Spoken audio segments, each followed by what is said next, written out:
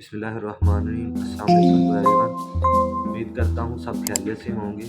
अच्छा, आज की जो मेरी वीडियो बनाने का मकसद है वो ये है कि जो प्रेशर ग्राउटिंग है, जो ड्रिल ग्राउटिंग है, वो उसके बारे में मैं थोड़ा सा आपको बताऊंगा कि वो किस तरह से करते हैं। ये जो हम अभी प्रोजेक्ट कर रहे हैं, इसमें हमने प्रेशर ग्राउटिंग करनी है। डिज़ाइनर ने हमें ये प्रोवाइड की है, तो मैं इसलिए सोचा कि एक वीडियो बना के मैं आप सबको भी बता दूं। तो सबसे पहले जो मैं आपको बताने लगा हूं कि प्रेशर ग्राउटिंग जो है वो करते क्यों हैं और किस जगह पे करते हैं।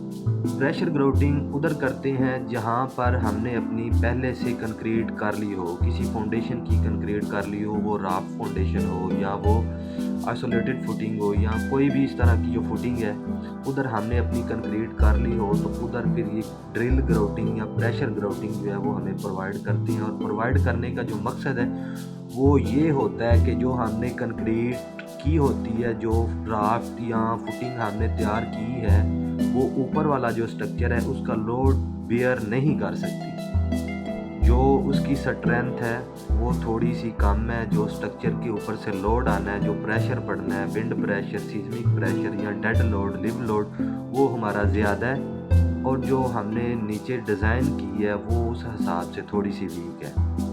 तो उधर फिर हमें ये ड्रिल ग्राउटिंग प्रोवाइड करते हैं। या फिर दूसरी वजह ये है कि जो हमारी सॉइल है वो नीचे से मॉइस्चर है, स्ट्रेटा जो है वो उसमें बहुत ज़्यादा मॉइस्चर है, नमी है। तो उधर फिर हम ये प्रेशर ग्राउटिंग करके जो अपनी सॉइल की स्ट्रेंथ है उसको ज़्यादा कर लेते हैं। तो हम जो प्रोजेक्ट कर रहे हैं उधर, ये मैं उसका प्लान आपको दिखाने लगा हूँ। ये आपको नज़र आ रहा होगा। ये फुटिंग है 12 बाई 12 की। ये फुटिंग जो है ये है 23 बाई 13 की। ये लिफ्ट वाला पोर्शन है, ये भी लिफ्ट वाला पोर्शन है। ये कार्गो लिफ्ट है, ये दूसरी ह्यूमन लिफ्ट है।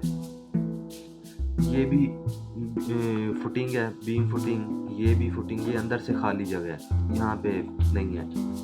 ये भी फुटिंग है, ये भी फुटिंग है और ये भी फुटिंग है। अच्छा, अब ये जो फुटिंग है हमारी, इसमें सेंटर में ये जो आपको नज़र आ रहा है ये बीम है। ये ऐसे लेंथ वाइज जो चल रहा है, बीम के ऊपर ये कॉलम है। एक ही लाइन में जो है ना वो कॉलम बने हुए हैं, डिफरेंट साइजेस के हैं। ये कॉलम जो है ये थोड़ा सा बड़ा है, ये कॉलम छोटा है। ये आपको नज़र आ रहा होगा।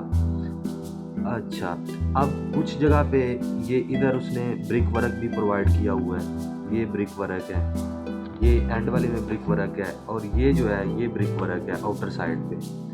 आगे ये ब्रिक वर्क है। ये जो बीम हमने तैयार किए हुए हैं आइसोलेटेड फुटिंग के ऊपर, जो बीम हमने तैयार किए उनके ऊपर ये ब्रिक वर्क आना है। जो आइसोलेटेड फुटिंग है वो टेपर ट्रेपेजोइडल पोर्शन में आती है, यानी कि अगर उसकी साइडों से जो हम उसकी थिकनेस देखें, वो अगर 1 फुट है तो वो बीम के पास जाके वो 1.5 फुट की हो जाती है। जो हमने कंक्रीट करनी है वो इस तरह से ट्रेपेजोइडल पोर्शन में उसकी हम कंक्रीट करते हैं। अब ये हमने सारा पोर्शन कर लिया हुआ है, इसकी स्टील फिक्सिंग करके इसकी हमने कंक्रीट भी कर ली हुई है। और देन जब स्ट्रक्चर इंजीनियर ने या जो भी वो क्लाइंट वाले हैं उन्होंने एनालिसिस किए हैं, थोड़ी सी डिज़ाइन में तब्दीली आई है, तो उन्होंने हमें ये बताया कि ये जो आपने डिज़ाइन तैयार किया है, जो हमने आपको डिज़ाइन प्रोवाइड किया है, वो थोड़ा सा ना सूटेबल नहीं है इस बिल्डिंग के लिए। तो उन्होंने हमें ये जो है ना, ये अब रेट्रो फुटिंग, ये मैंने उसका प्लान पकड़ा हुआ है रेट्रो फुटिंग का। ये इस तरह करके ये आपको नज़र आ रहा है। सॉरी, ये थोड़ा उल्टा है, टेढ़ा है, मैंने इस तरह पकड़ा हुआ है। ये उन्होंने हमें दिया है कि अब आपने पहले कोर निकालना है। जो आपने कंक्रीट की हुई है उसमें से आपने कोर निकालना है कंक्रीट का। कोर निकालने के बाद फिर आपने मट्टी का कोर निकालना है। कंक्रीट जो है वो 2 फुट तक या 2 फुट का कंक्रीट का कोर निकलेगा। और फिर ये मैं आपको दिखाता हूँ जो मट्टी का कोर निकलना है वो कितना नीचे जाना है। ये आपको नज़र आ रहा होगा, ये ऊपर कॉलम बने हुए हैं। ये हमारी फाउंडेशन है। फाउंडेशन के अंदर से पहले कंक्रीट का कोर निकलेगा और फिर नीचे इस डेप्थ तक 13.5 फुट डेप्थ तक मट्टी का कोर निकालना है, बोर करना है। ये देखें, ये अंदर हमारा बीम चल रहा है। ये मैं बता रहा हूँ आइसोलेटेड फुटिंग इस तरह की होती है। ट्रेपेजोइडल पोर्शन बना हुआ है। जो साइड वाला कोर है वो छोटी हाइट में होगा, जो सेंटर में जाएगा उसकी हाइट ज़्यादा हो जाएगी। कंक्रीट का कोर निकालने के बाद मट्टी का कोर निकालना है। मट्टी का कोर निकालने के बाद हमने इसमें करनी है प्रेशर ग्राउटिंग। इधर जो सबसे मेन चीज़ है वो ये है कि हमने इस बात का ख्याल रखना है कि जो हमारा स्टील है, जो हमने फुटिंग में स्टील बांधा हुआ है, वो डैमेज नहीं होना और हमने कोर भी इस तरह निकालना है। तो हमें पता है, परेशान होने की ज़रूरत नहीं है। अब बहुत से लोग ये सोच रहे होंगे कि वो जब हम कोर निकालेंगे नीचे तो स्टील आ जाएगा, स्टील तो डैमेज हो जाएगा और ये जो स्ट्रक्चर है, जो हमने मजबूती के लिए ये एक नया स्टेप उठाया है, वो तो और वीक हो जाएगा। जब स्टील डैमेज होगा तो वो पूरा डिज़ाइन ही जो है वो वीक हो जाएगा। तो इसके लिए हमें पता है कि हमने जो स्टील डाला है वो कौन से नंबर का और कौन उसकी स्पेसिंग कितनी है। हमने 6 नंबर का स्टील जो है वो नीचे डाला है और उसकी जो सेंटर टू सेंटर स्पेसिंग है वो हमारे पास है 6 इंच। अब 6 नंबर का स्टील हमने डाला है, centre to centre spacing 6 inch है। आधा सूत्र हम उसमें से अगर ले लें तो अंदर से इनर टू इनर जो हमारे पास स्पेसिंग बचती है वो 5 इंच बचती है और जो कोर का डाया है वो 4 इंच की। 4 इंच के डाये का हमने जो है वो कोर निकालना है कंक्रीट से और नीचे सेम फर्दर मट्टी से 4 इंच का कोर निकालना है और उसकी डेप्थ जो है वो 12.5 फुट तक हमने नीचे लेके जानी है। तो उसके लिए भी एक तो हमें स्पेसिंग का पता है। नेक्स्ट जो फर्दर है वो ये है कि स्कैनर होते हैं, जो टीम हायर करते हैं या जो अगर कंपनी खुद वो कोर का काम करती है तो उनके पास स्कैनर होते हैं जो स्कैन करते हैं कि इस जगह पे जिधर हमने निशान लगाया है वहाँ पे स्टील आ रहा है या नहीं। अगर तो स्टील आ रहा हो तो थोड़ा बहुत जो हम अपना पॉइंट है वो आगे पीछे करके कोर निकाल लेते हैं। तो एक और जो दूसरी बात है, सबसे अहम बात यह है कि जब आपने कोर निकाल लेना है, कंक्रीट का कोर निकालने के बाद मट्टी का कोर निकाल लेना है, तो उस कोर को खाली नहीं छोड़ना। अगर आप उसको खाली छोड़ेंगे बोर कोलैप्स हो सकता है, बोर बंद हो सकता है, आपको दोबारा वो बोर करना पड़ेगा, दोबारा वो स्ट्रगल, वो मेहनत दोबारा से आपको करना पड़ेगी। तो प्रेशर ग्राउटिंग करनी है फ़ौरन, जैसे ही आपने कोर निकाल लिया आपने प्रेशर ग्राउटिंग, साथ ही वो मटेरियल पड़ा और आपने स्टार्ट कर दिया।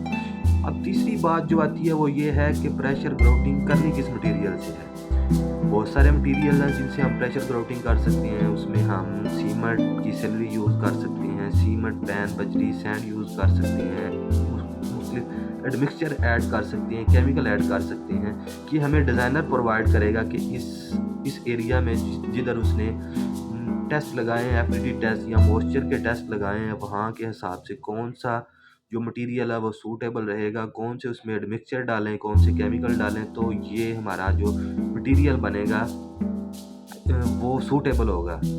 इसके लिए सेमेटिशियस मटेरियल भी यूज़ कर सकते हैं, स्लरी भी यूज़ कर सकते हैं और वो प्रेशर ग्राउटिंग जो है वो एक गन सी बनी होती है, उसके ज़रिए हम वो प्रेशर ग्राउटिंग करते हैं।